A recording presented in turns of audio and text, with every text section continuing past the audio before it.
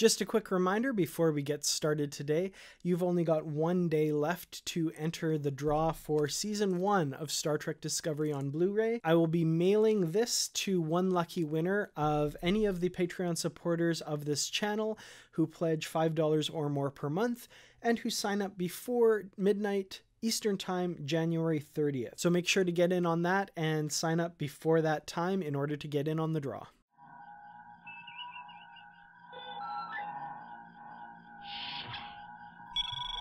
Hey Star Trek fans, Dan Gunther here, bringing you my initial reaction and review of the second episode of Season 2 of Discovery, New Eden. So with this episode we get another new red burst appearing and another new rescue mission for the Discovery to take part in. What's interesting is that the place the red burst is pointing them to is over 50,000 light years away deep in the Beta Quadrant, so they must use the spore drive to get there. This was interesting. I was not expecting them to bring out the spore drive so soon in the season, but it does make sense because of the link that Stamets has to the spore drive, as well as possibly Culber later in the season, as we get here when Stamets brings up the fact that he saw Culber in the mycelial network when he used the spore drive last season. This leads to a great scene between Tilly and Stamets as Stamets talks about seeing Culber in the network and his misgivings about using the spore drive. And also after the jump, his reaction obviously shows that he either saw something in there that he didn't want to see or didn't see something that he wanted to see. So I'm curious to see where they go with that and what he ended up seeing or not seeing in the network. At the other end of the jump, they encounter a lost Earth settlement, which is something we've seen in Star Trek before.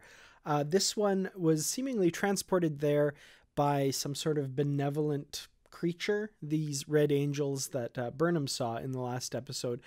They were transported there during World War III, saving them and removing them from the area that was about to be nuked, it seems. Pike leads a landing party down to the surface, and I love that they take Owoshikun on this mission because, for one thing, I really love that the series is exploring these characters, these secondary characters that we don't know a lot about and didn't see much exploration of in Season 1. We also learn a bit about Owoshikun's background. She's from a Luddite community of some sort. They eschewed technology, and this leads her to have some cool things to do on the mission. I was a little worried as we got into the episode.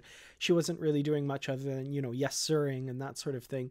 But at one point when the landing party finds themselves captured and trapped in some sort of basement, she's the one who's able to get the trap door open by using a magnet to move the slide bolt to free them. The New Eden settlement itself is really interesting. It seems that their religion has cobbled together Earth's primary religions, including Christianity, Judaism, Islam, and even Wicca, and a lot of other faiths together to create this kind of unified faith. And I thought that was a really interesting concept. And the fact that they've cobbled together their scripture based on the holy books of various groups, I thought was really interesting.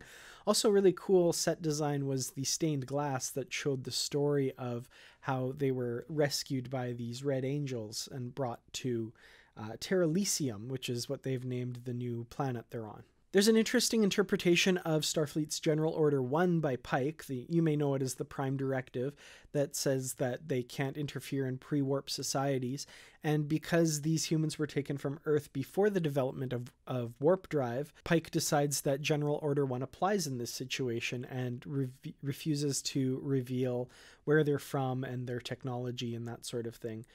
There is one member of the settlement, Jacob, who does not believe him and kind of susses out that they are from Earth and that they are technologically advanced. And the ending of the episode, I think it's divided a few people as to whether Pike made the right decision, but I like that he's able to approach Jacob and affirm his belief in science and technology that he and his family had since arriving at New Eden. Interestingly, Jacob doesn't ask to go with Pike. He seems to be satisfied with the fact that his questions have been answered, and it's obvious that he has a lot of ties to the settlement and has a role to play there. Interestingly, of course, he spent his entire life there. He was not among the original group that was taken. He was born there later because it was, 200 years ago. Meanwhile, in orbit, the Discovery crew realizes that there is radioactive debris hurtling towards the planet, and Saru figures that that might be the reason Discovery was brought there, to save New Eden and Terra Elysium from the impending cataclysm. Ultimately, it's Tilly who comes up with the plan to save the colony, with some help from an unexpected friend, May Ahern, who it turns out may just be in her head. We're not really clear what this is about. She discovers towards the end of the episode that her friend, May Ahern, who this was apparently representative of, died a number of years ago, so it couldn't possibly have been her as a part of the Discovery crew. Now, is this just something that occurred in Tilly's head? I mean, she did have a severe head wound from the accident in the shuttle bay, or is this something greater? Is this maybe tied to the Red Angels and the Red Bursts? Or is this tied to the Spore Network, the mycelial network? As we know from the end of last season, Tilly had some interaction with the Spore Network. We still have that scene where that one green spore kind of landed on her shoulder, and we still don't really know what that's all about. So could that be related to that somehow? All in all, I think this was an excellent episode. I would rate it higher even than I did the season premiere, which I really liked quite a bit. I think I've been noticing kind of almost a backhanded compliment to this episode online, where a lot of people are saying, oh, now this is Star Trek. Discovery was Star Trek before this, but I do get where you're coming from. This feels more traditionally Star Trek. We've got a planet, we've got some sort of problem, they beam down, and in orbit they figure things out and save the planet. And also adding in the fact that the lost colony of Earth is kind of something that we've seen in the past as well. So this feels very familiar, but it's got a distinct Discovery spin on it. I think the direction by Jonathan Frakes was excellent, and I think the performances were similarly great. There's some great character moments I want to bring up. First of all, Burnham. I love that when Pike is incapacitated, she still follows his orders to not reveal their nature to the people of New Eden. And she has a great line at the end where she says she's learned what can go wrong when you don't follow orders, obviously alluding to what happened in season 1. I mentioned Owoshikun and her resourcefulness on the landing party. I thought that was a really great bit of character development for her.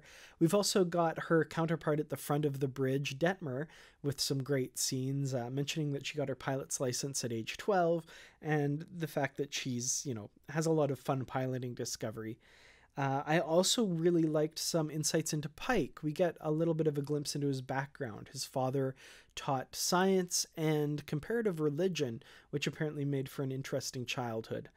Confusing childhood, I believe he says. We also have some hanging mysteries left at the end of the episode. Why the Red Bursts, of course, are leading Discovery to these rescues. We now have 3 instances where the Red Angels or the Red Bursts intervened when something bad was going to happen. They brought Discovery to the wreck of the Hiawatha in the first episode.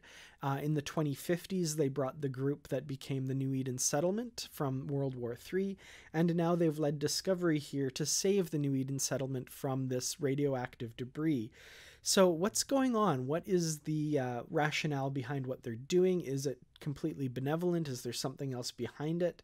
I'm really not sure, but it seems pretty clear by now that they are interfering or, shaping events to prevent loss of life, possibly saving people. Not entirely sure. We also have the mystery of Spock and his connection to all of this. He obviously knew about the Red Bursts before they had actually happened, and has since committed himself to a Federation psychiatric facility on Starbase 5. So what's that about? I'm hoping we'll learn that pretty soon. Also, of course, Culber and when he will be back and the role he's going to play with Stamets. It's clear they're building to something here. And of course, this apparition, this May Ahern, was it an apparition from the Red Angels or the mycelial network or simply Tilly's blow to the head? Hopefully we get the answers to those questions soon. But I'd love to hear your thoughts. What did you think of this episode? Please leave your comments in the comment section below. I'd love to hear from you. Thank you all so much for watching. Thanks especially to the Patreon supporters over on patreon.com for supporting the episode. Again, like I mentioned at the top of the show, you've only got a couple days left to join this channel's Patreon to get in on the draw for Season 1 of Star Trek Discovery on Blu-ray. Make sure to do that before midnight on January 30th.